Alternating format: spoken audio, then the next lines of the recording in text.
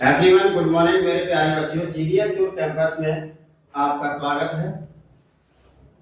आज भी आपकी बेहतरीन क्लास होने वाली है।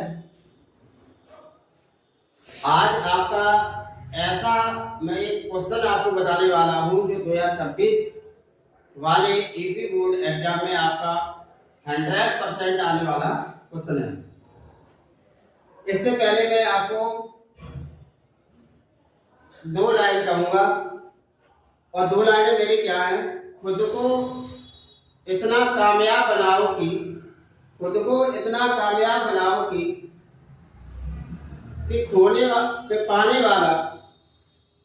पाने वाला कदर करे और खोने वाला अफसोस करे। खुद को इतना कामयाब बनाओ कि पाने वाला कदर करे और खोने वाला अफसोस करे। तो ये मेरी बात को अपने दिमाग में बैठा ले लेना कि जो चीज हम खो देते हैं तो उसकी हम कदर करते हैं, तो जो हमें मिल जाती है पा लेते हैं, हमें उसकी कदर करनी चाहिए, और खो जाती है उसका हमें अफसोस होता है। तो आज मैं आपका टॉपिक बताने वाला हूँ क्लास 12 फिजिक्स में। आपका पहला चैप्टर है चैप्टर 1, और चैप्टर 1 में आपका मैं एक बेहतरीन क्वेश्चन आपको लेकर के आया हूँ। और बेहतरीन क्वेश्चन हमारा है कूलाम का नियम एवं कूलाम के नियम की सीमाएं और कमियां।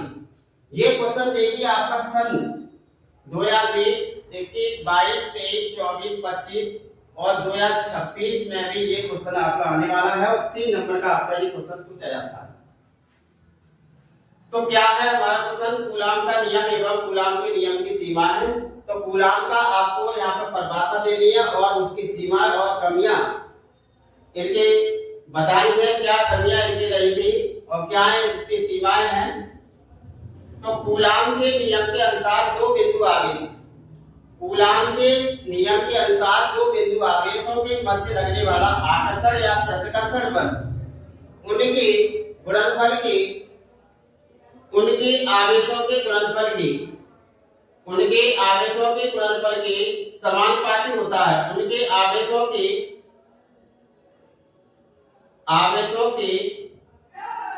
गुणनफल के समानुपाती होता है, उनकी बीच की दूरी के व्युत्क्रमानुपाती होता है। इसको हम कहते हैं कूलाम का नियम।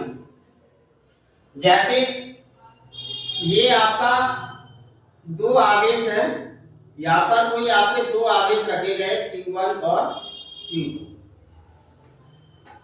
एक हमारा Q1 है और एक हमारा Q2 है,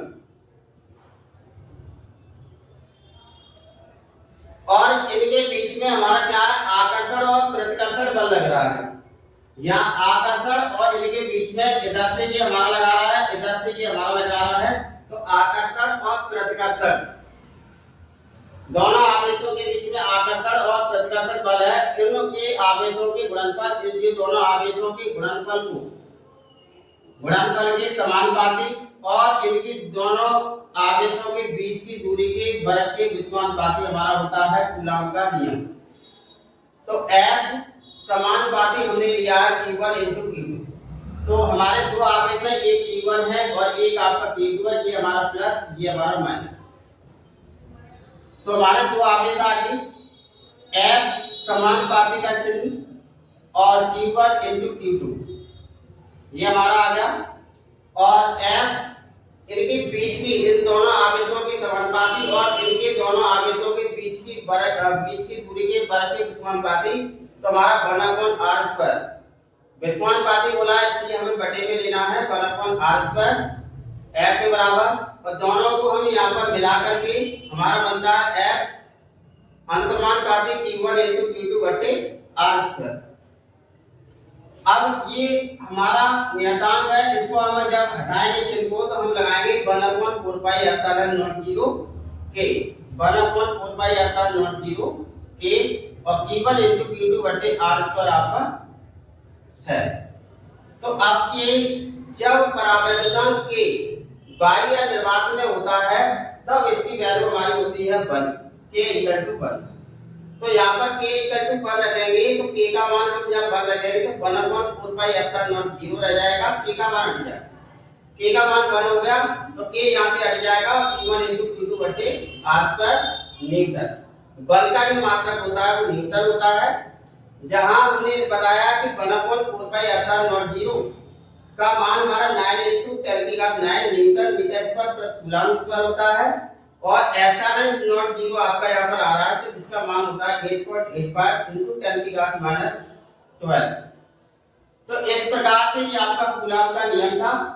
अब इसने एक बात और जोड़ दी है, सीमाएं और कमियां। तो सीमाएं और हमारी कमियां क्या हैं? कूलम के अनुसार हमारी सीमाएं और कमियां, कूलम के नियम में आवेश होना जरूरी है। ये हमारे कूलम का नियम है, इसमें हमारा क्या है? आवेश है, तो आवेश होना बहुत जरूरी है। तो पहला आपका सीमाएं हमारी ये दोनों आवेशों के बीच की दूरी, ये दोनों हमारे आवेश हैं Q1 और Q2, इन दोनों आवेशों के बीच की दूरी 10⁻⁻15 मीटर से कम होनी चाहिए। दूसरा पॉइंट ये। तीसरा पॉइंट क्या है? यह नियम केवल स्थिर आवेशों के लिए लागू होता है, गतिमान आवेश नहीं चाहिए। यहाँ पर हमारे स्थिर आवेश होते हैं, दो स्थिर आवेश हैं Q1 और Q2, तो ये नियम जो होता है केवल स्थिर आवेशों पर लागू होता है। इस प्रकार से आपका ये कूलम का नियम यहाँ पर मैंने आपको समझा दिया है, और मैं आशा करता हूँ सभी बच्चों की समझ में आ गया होगा। इसे अच्छे से तैयारी करके अच्छे से कर लेना, और ये आपका इस बार धमाल मचाने वाला 2026 में क्वेश्चन आने वाला है। Thank you. एक और क्वेश्चन है आपका, बहुत ही बेहतरीन क्वेश्चन है, आपको लेकर के आया हूँ दोबारा से कि विद्युत बल रेखाएं क्या है, विद्युत बल रेखाओं की संख्या, विद्युत बल रेखाओं की विशेषताएं हमें बताइए।